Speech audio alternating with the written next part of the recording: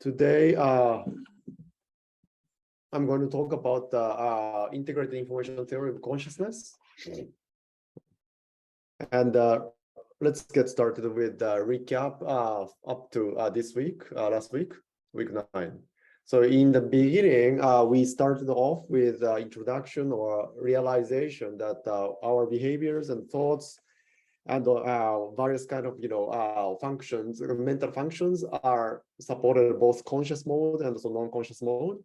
And then to understand the neural base of consciousness, I introduced the triangulation approach, where phenomenology, conscious experience, and the experimental data and the theories are all need to be considered together.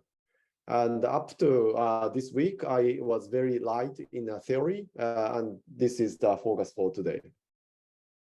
And in week 2, I introduced the hard problem of consciousness, which I'll recap a little bit today, and then introduced also neuroscience methods, how to deal with brain and its processing. And then in week 3, I reviewed some of the important clinical or anatomical study of consciousness. And some of the most important ones include blind-side patients who perform really well, but claim there is no conscious experience. That's a very clear dissociation between the functions and experience. And then from week 4 to 7, I tried to spend quite a bit of time to set up the stage for this week, in fact. Mainly, I focus on the property of the visual systems and the associated visual qualia. For example, color and visual motion and the face experience and also concepts. And both of all of them are supported by particular structure, like a B4, MT, or FFA, or medial temporal lobe. And in particular, I covered an evidence to suggest that if you are lesioned in this area, you lose that particular aspect of the phenomena, more or less. And also, if you stimulate the neurons in that area, these respective qualia are elicited, and without any kind of prime or complicated choice procedure, patients spontaneously report that I see color, or I see motion, or I see face, or and so on. So that's a highly suggestive that the qualia or particular contents of consciousness are localized in particular areas of the brain. And then the last 2 weeks, I covered a bit about relationship between consciousness and other mental functions, and in particular, attention. And then also to dissociate between these phenomena, or usually, tightly, going functions and also experience. I covered one method, no report paradigm, where you experience something very clearly, but if you remove the report part, then many of the brain areas that are related to previous, research of consciousness and the neural cortex of consciousness has become kind of, in a sense, silenced, and that suggests that maybe experience itself will be confined more, local manner rather than distributed areas of the brain. So with that, learning objectives for this week is the following. After the lecture, you'll be able to think and answer about the following questions.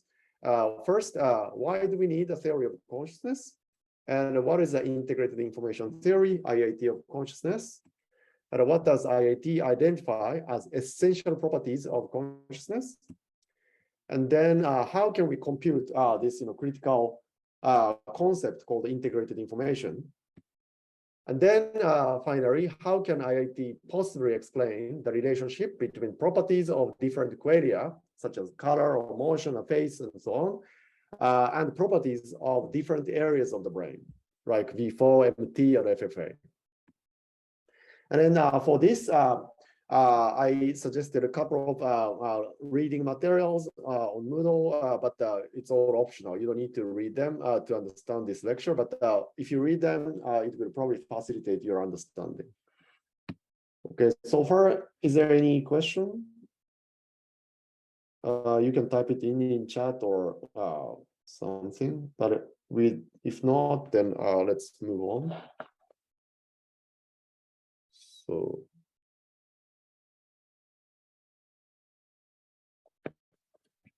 okay, so the first one, why do we need a theory of consciousness? So the upshot of this question is that a theory of consciousness is necessary because over the last 30 or 40 years of the experimental research on consciousness, in particular neural correlates of consciousness, which some of you have reviewed in the journal club and so on, needs an explanation. And to give each separate explanation in within each paper is an interesting thing in itself, but we want to have a global or coherent explanation about sets of the things together. So one of the things that we still don't have good ideas about how to explain why color has to be generated from V4, why visual motion has to be localized in MT, why do we experience face based on the activity in FFA, why concepts emerge from or correlated with the medial temporal lobe. These are quite unclear in any of these experimental finding. Typically, the paper doesn't explain why this has to be the case. Further, dissociation between attention and consciousness and also no report paradigm results are also very difficult to explain in its own without any theories. So that's explanation of what we know is one thing. The another thing for the future is that we need a theory to make predictions about unseen or difficult cases in the future. And some of you have worked on the grant proposal to make a progress in the consciousness research. And for that, you might thought that actually, if you don't have a theory, very quantitative theory, it's actually hard to make a precise prediction about what's going to happen if you do this experiment. And if that prediction is not met, then this theory is incorrect. That kind of theory is necessary to make a further progress in this consciousness research. All right. So just to make a quick review of apparent localization of this distinct qualia, which becomes quite important for today's discussion. First is that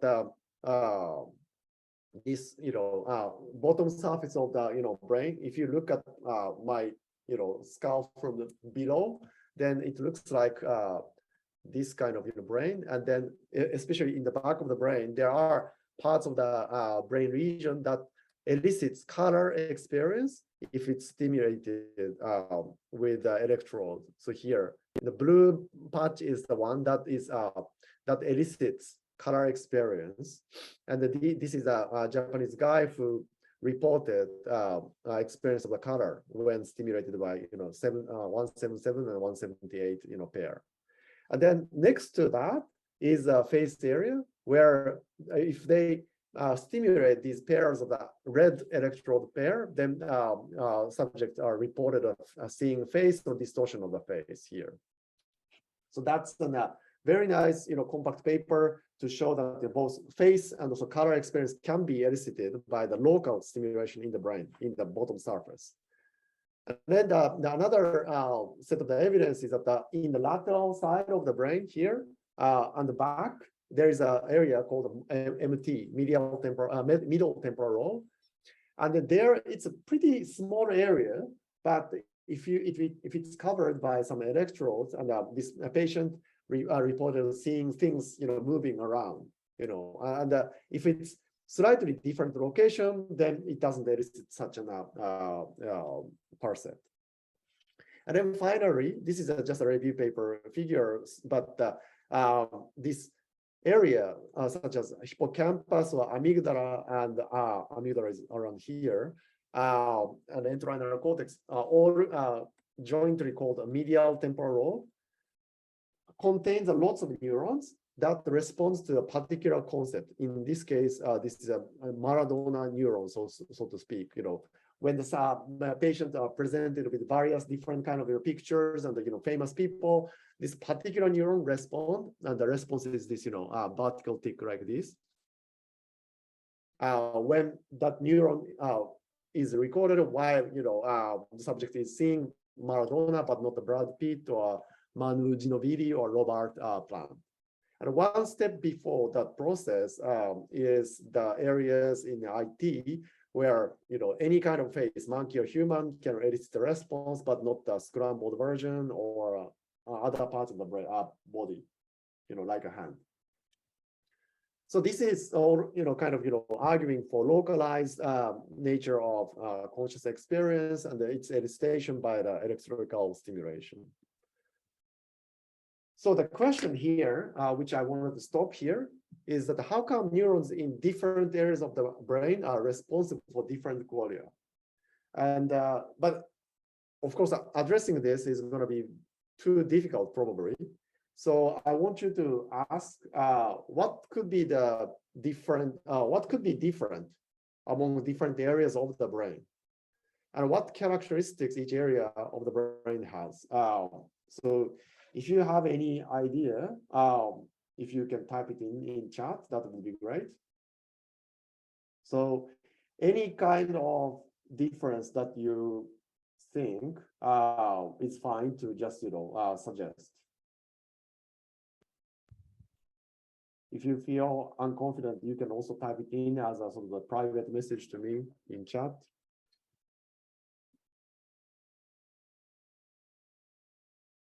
Okay, so that's great. So one suggestion is that the number of the neurons, and also the second is the connectivity through dendrite size.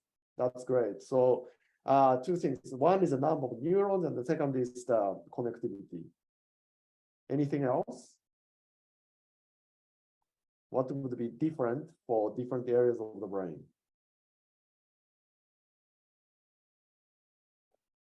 Okay, I think that this answer is one of the things that I also prepared. So, but I'll also give you a little bit more time or hints as well. So here's the hint. Yeah, connection to different parts of the body, like eyes or ears, to make it more specialized. Yeah, okay, so that's a connectivity to other parts of the body.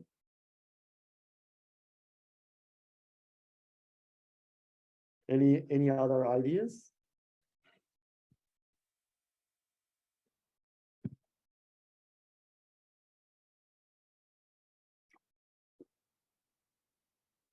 I think it's actually almost exactly the same as what I was going to suggest. So let me go. So this diagram is the one that I have shown you a couple of times through the lecture. The left side is the layer connectivity structure. Okay, another one, different electrophysiological properties. That's right. Okay, so that's probably the remaining things. So just to come back to here, so one particular type of the connection called the feed-forward connection has ending in the layer 4 structure, and then the lateral one ending with different all the layers of the cortex, and the descending feedback connection tend to avoid the input layer. So that's a sort of that standard view that all areas of the brain may have, but that's not really right. So that's what I'm going to talk. And also this is the connectivity between the brain areas, and then defined through this connectivity rule to have a hierarchy. Okay, combining these two, what you have is one thing here that as Ellen said, or sort of implied by the Ellen's answer, that any given area of the brain has a unique connectivity pattern to other areas of the brain. And the direct connection to eye, for example, there is actually no areas in the brain that has a direct connection to the eye, in fact. So retina gets connected to the LGN, that's a part of the thalamus, and then V1 receives the input from thalamus, but not directly from eye. And then any areas of the brain, like MST or the MT that is responsible for motion, or B4 for color, or somewhere around here that is monkey equivalent of the FFA face, all of them has a unique connectivity. And that's different for different areas of the brain. Okay, that's one thing. And then second thing is that internal areal architecture is also different. So that's kind of close to another Ellen's answer, number of the neurons, connectivity through dendrite size. But here, if you look at this schematic diagram, you'll see that some of the primary sensory areas, like V1 or auditory area, auditory primary area, or somatosensory touch area, and so on, they tend to have a very thick layer 4 structure, which is which receives the input from thalamus. And then this thickness here is actually huge, and also the number of the neurons within this layer is also quite many, and the number of the size of the neurons are very small here. On the other hand, output side of the cortex, primary motor cortex, for example, actually doesn't have much layer 4. See here, and most of the neurons are really big and located in layer 5 and 6, and then that tries to connect to like a spinal cord or other areas of the brain to move the body. Well, that requires more energy potentially, which nobody knows at the moment. And then in between the areas, the association cortex, like parietal areas and the frontal areas that are less known, much less known compared to those two, they tend to have a different kind of architecture within the areas of the brain. And if you look at it very carefully, connectivity rules are also quite different. And the type of the neurons are also very different for each areas. Okay. And then finally, as Eugene suggested, that neurophysiological property of the neurons are also potentially different. And this is a very nice computational analysis paper combining across, like huge amount of the neuronal recording study, and then looked at the pattern of the spiking activity for individual neurons across different areas. And then this author, Shigeru Shinomoto, analyzed how individual neurons spike data are either regular, like this way, like if it's increasing the firing rate, it's gradually increasing and then decreasing and things like that, or random. Sometimes, it's not firing at all, and sometimes it starts to fire a lot. And then another one is a bursty, which means that when it doesn't, usually it doesn't respond, but when it responds, it responds in a, like a concentrated way, like this. Nothing, and then suddenly, very, very high frequency of firing. It's slightly difficult to distinguish between random and bursty, but there isn't a mathematical way to define these two. And then what this study is interesting is that based on this kind of rough color categorization of the property of the firing, they found that the areas of the brain has a very different and distinct kind of pattern of the firing. So most strange is a primary motor cortex, and they tend to respond like nothing else other compared to different kind of areas. And then another one is the prefrontal areas, such as which is supposed to be involved in the regulation of emotion, planning, and things like that, thinking, and they tend to be characterized as this random firing. And then this bursty firing is characterized in this visual cortical areas neurons, MST or MT. This is a visual motion, and this is object areas, and so B1 and B for the color and so on. They have a more bursty type firing, And then higher order motor area, such as parietal cortex and so on, that is called associated areas. They have intermediate property between the visual to the primary motor. But the point here is that there is potentially some kind of neuronal property, biophysical mechanism, or some kind of local network connection property that makes the types of the firing very unique to each individual areas. Okay, but this is just a suggestive. It's very new type of the knowledge in the neuroscience. And previously, many people thought that the neurons in different areas are connected in similar way and firing in similar way. And the only difference between the areas are how they are connected to each other, like this way. But that's most likely wrong. And in the case of a human, we don't know very well. But if you look at the animal studies, then this kind of internal structure, anatomical connectivity, and so internal, individual neurons firing pattern will be quite different for each areas.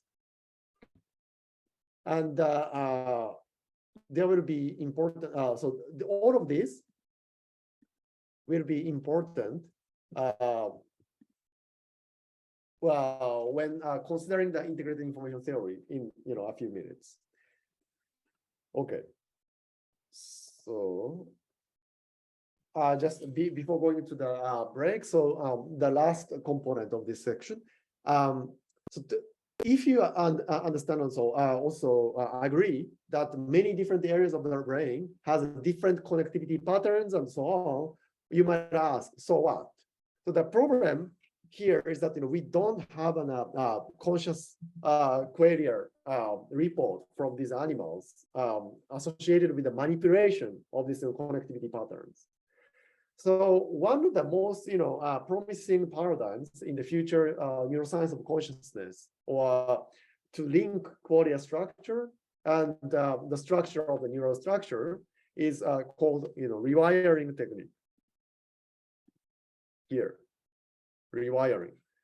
What it means is that there is a better understanding of the molecular biology and cellular physiology in the neuroscience that allows us now to manipulate the input pattern to the areas of the brain, or in some clever way. So by combining different kind of drugs and so anatomical manipulation, previously usually this is a model animal of ferret. Input from eye goes to speria colliculus and also LGN, and then that goes to the visual cortex.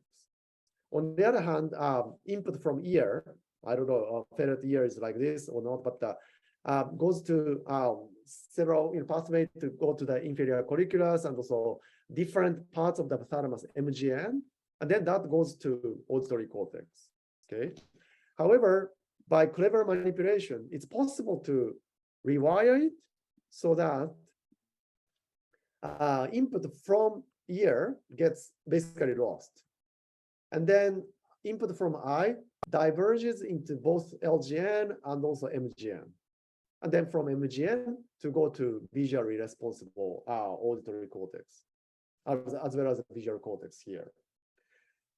So why this is interesting? Because by looking at the behavior reports, or if it's done in a human, we can get some kind of qualia reports from these human subjects. But when there isn't a rewiring, there is a change of the qualia structures potentially. And then at the same time, in the case of animals, we can look at the microstructure, microconnectivity, microneurophysiology of the neurons in this area, auditory cortex, but which receives a visual input. And here's a question to you guys next. Okay.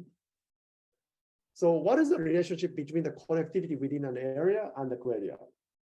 Here in this ferret brain, when people recorded pattern of the neural columnar structure, they found this kind of mapping, meaning that in the V1 some cluster of the neuron that responds to the vertical cluster together like this blue part, and then gradually change it into orange or red, meaning the diagonal responsive neurons, and then separated from horizontally responsive neuron depicted by yellow. So this is a very orderly structure of the visual property. And then critically, in many of these neurons, they have a neuron body here, and then dendrites extends its nearby location, like here, but also extends to somewhere here.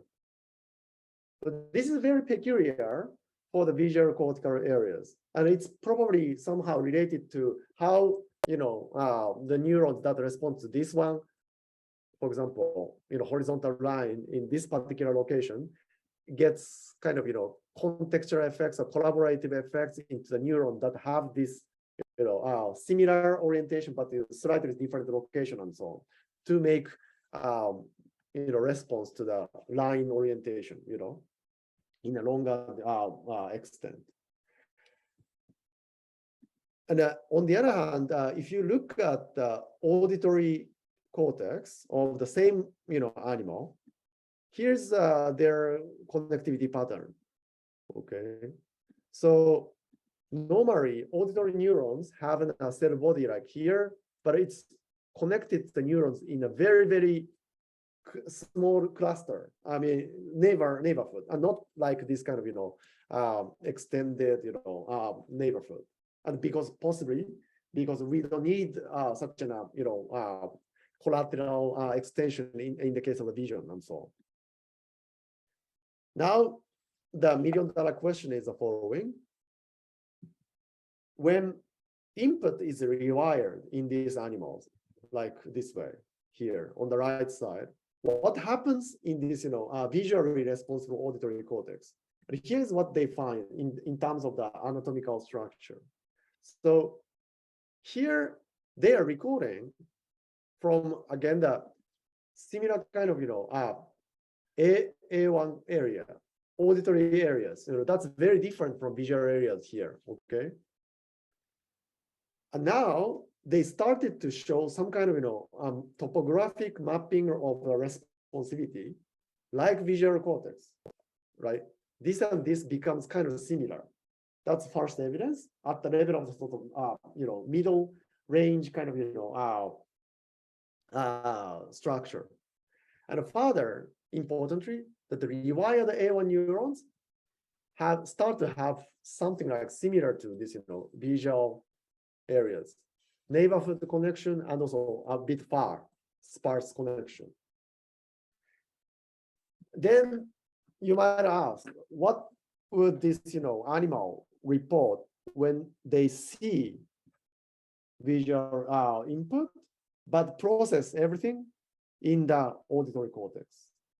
It's a bit misleading in this slide, but here you can also cut the connection to the visual cortex, so that only information that is processed is this from eye to the auditory cortex. And under that situation, if you show visual stimuli to this animal, what do they report?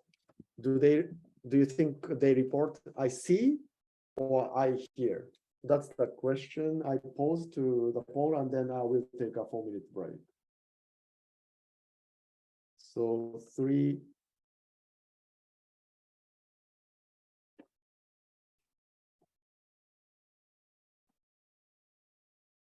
alternative choice that you see here now. A is visual chorea, and B is auditory, and the C is both.